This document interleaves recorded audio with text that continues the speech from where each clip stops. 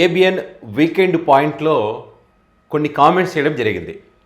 So ఈ comments సంబంధించి TDP party సైతం అసలు ఏమైంది వేమూరి రాధాకృష్ణకు, ఎక్కడ చెడింది, లోకేష్ దీనికి ప్రధాన కారణమా, ఎందుకని ఈ రకంగా వాళ్ళ వార్తా కథనాలు కానీ వాళ్ళ డిబేట్లు కానీ చాలా వరకు మార్పు జరుగుతూ ఉంది అని చెప్పి వాళ్ళే చర్చించుకునేటువంటి పరిస్థితి వచ్చింది. ముఖ్యంగా ఇప్పుడు తాజాగా ఏదైతే వీకెండ్ కామెంట్స్లో చంద్రబాబు నాయుడు గారికి సంబంధించి అసలు ఊహించినటువంటి కొన్ని కామెంట్స్ చేయడం జరిగింది.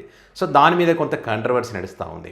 అసలు ఏంటి ఆ కాంట్రవర్సీ, చంద్రబాబు నాయుడు గారి మీద చేసిన కామెంట్స్ ఏంటి, ఇందులో కూడా జగన్మోహన్ రెడ్డిని లాగేటువంటి ప్రయత్నం ఏ రకంగా చేస్తారనే విషయాలు మన వీడియోలో చాలా క్లియర్గా మాట్లాడుకుందాం. ఈ వీడియోలోకి వెళ్ళడానికి ముందు మహాభారతం గురించి మాట్లాడుకుంటే ధృతరాష్ట్రుడికి ఈ కురుక్షేత్రం జరగడం కానీ, జూదాలు కానీ, ద్రౌపదిని అవమానించడం కానీ ఇవన్నీ కూడా ఏమీ ఇష్టం ఉండవు. కౌరవులు ఇష్టమే, అదేవిధంగా పాండవులు కూడా తనకు ఇష్టమే ధృతరాష్ట్రుడికి. అయితే మరి ఇక్కడ జూదం జరిగేటప్పుడు అడ్డుకోలేదు, కౌరవ సభలో అడ్డుకోలేదు, ద్రౌపది వస్త్రాభరణ చేసినప్పుడు అడ్డుకోలేదు, ఏ విషయంలో కూడా అడ్డుకోకుండా కురుక్షేత్రం జరగడానికి కారణమయ్యాడు. ఆ కుటుంబాన్ని చూసుకునే ఒక పెద్ద మనిషి మరి ఇంత జరుగుతున్నప్పుడు దాన్ని ఆపకపోవడం కూడా తప్పే. ఒకవేళ మంచి మాటలు చెప్పి ఆపి ఉంటే కనుక కురుక్షేత్రం జరగకపోయేది, ఇంత నష్టం జరగకుండా ఉండేది. ఇప్పుడు ఏమైంది, ధృతరాష్ట్రుడు కూడా పాండవుల మీద ప్రేమ ఉన్నప్పటికీ దుర్మార్గుడిగానే మిగిలిపోయాడు. సో ఇప్పుడు ఈ మాట ఎందుకు చెప్పాల్సి వచ్చిందంటే, వీళ్ళు ఇదే అంశాన్ని ఇక్కడ ప్రస్తావిస్తూ చంద్రబాబు నాయుడు కూడా ధృతరాష్ట్రుడిగా మిగిలిపోతాడు అని చెప్తా ఉన్నారు. సో ఒక్కసారి వాళ్ళు చెప్పినటువంటి అంశాలు చూడండి. వారే సామంతరాజులు, వారే దండనాయకులు, నియోజకవర్గాలను గుప్పిట పట్టిన శాసనసభ్యులు, తెలుగు రాష్ట్రాలలో శాసనసభ్యుల అరాచకం, జనకంటకులుగా మారుతున్న ప్రజాప్రతినిధులు, అక్రమ సంపాదనలో ఎమ్మెల్యేలు తలమునకలు, అదుపు చేయలేని నిస్సాయులుగా మన సీఎంలు, అతిస్వేచ్ఛ ఇచ్చి చెడగొట్టిన ముఖ్యమంత్రులు, కేసీఆర్ జగన్ పాలనలో దారి తప్పిన ఎమ్మెల్యేలు. మనం చంద్రబాబు నాయుడు గురించి తప్పులు కవర్ చేయడానికి కేసీఆర్ని వాడతాం, జగన్ని వాడతాం. తెలుగు రాష్ట్రాలలో కోట్లకు పడగలెత్తిన ఎన్నికలు, గెలిచాక పైసా వసూలు కార్యక్రమాల్లో ఎమ్మెల్యేలు, ఏపీని గాడిలో పెట్టేందుకు చంద్రబాబు ప్రయత్నం, ఉదారంగా సహకరిస్తున్న నరేంద్ర మోదీ ప్రభుత్వం. చూడండి ఎంత అద్భుతమో. బూడిదలో పోసిన పన్నీరవుతున్న చంద్రబాబు కష్టం, క్షేత్రస్థాయిలో పరువు తీసిన కూటమి ఎమ్మెల్యేల అరాచకాలకు చికిత్స అవసరం, చర్యలు తీసుకోకుండా సీఎం చేస్తున్న తాత్సారం, కట్టు తప్పిన ఎమ్మెల్యేలను కట్టడి చేయడం సాధ్యం, నియోజకవర్గాల్లో వారి అధికారాలకు వేయాలి కళ్లెం, చంద్రబాబు మెతక వైఖరి వీడితేనే ఏపీకి మోక్షం, లేదంటే అపర ధృతరాష్ట్రుడిగా పేరు పడే ప్రమాదం. ఇది వీకెండ్ కామెంట్. చంద్రబాబు నాయుడు ధృతరాష్ట్రుడిగా మిగిలిపోయే ప్రమాదం ఉంది అని చెప్పి. సో ఇందులో డైరెక్ట్గా చంద్రబాబు నాయుడు తిట్టకుండా జగన్మోహన్ రెడ్డిని, కేసీఆర్ని వీళ్ళని లాగేస్తారనమాట. ఇది వీళ్ళ గొప్పతనం, వాళ్ళని లాగడం, అట్లా కవర్ చేయడం అనమాట. 2004 నుంచి వెర్రి తలలు వేస్తుందంట ఈ రాజకీయము, ఎమ్మెల్యేల యొక్క పనితీరు. కానీ అప్పటి నుంచి మొదలైనటువంటి, అంటే వైఎస్ రాజశేఖర గారు ఉన్నప్పటి నుంచి మొదలైందంట ఎమ్మెల్యేలకు స్వేచ్ఛను ఇవ్వడం, సంపాదించుకోవడం.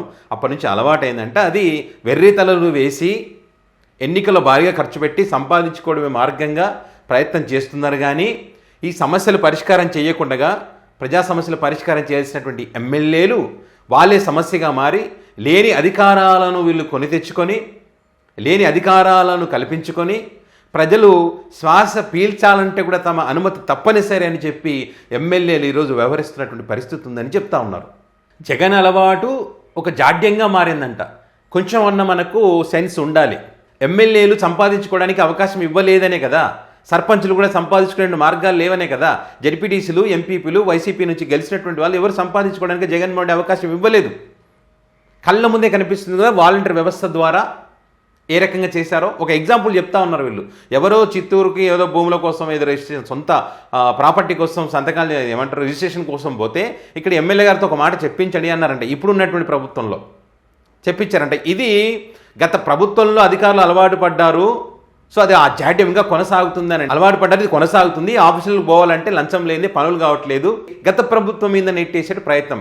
గత ప్రభుత్వంలో ఎవరికైనా ఏదైనా కావాలంటే వాలంటీర్ వ్యవస్థ ఉంది, వెళ్ళి తీసుకొచ్చి ఇచ్చింది.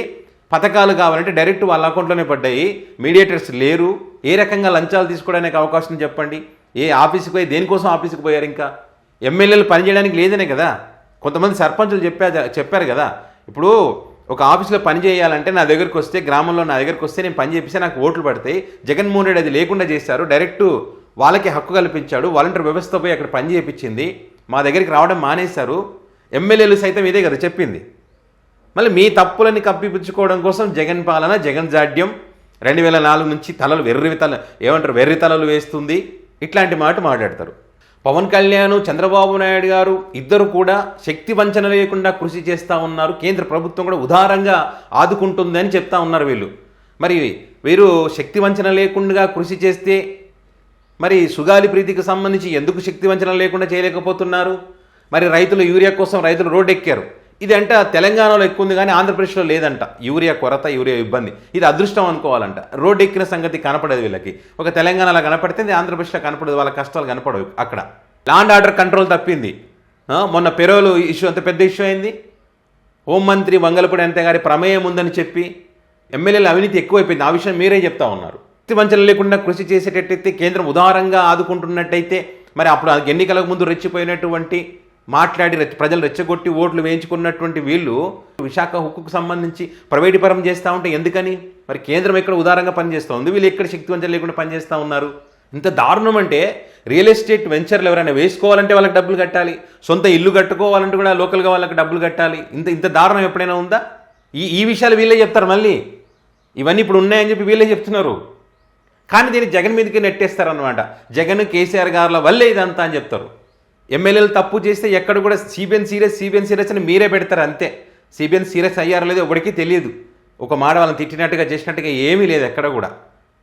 కానీ సీరియస్ అయ్యారని చెప్తారు. సీరియస్ అయితే మళ్ళీ ఎందుకు ఇది రిపీట్ అవుతుంది చెప్పండి?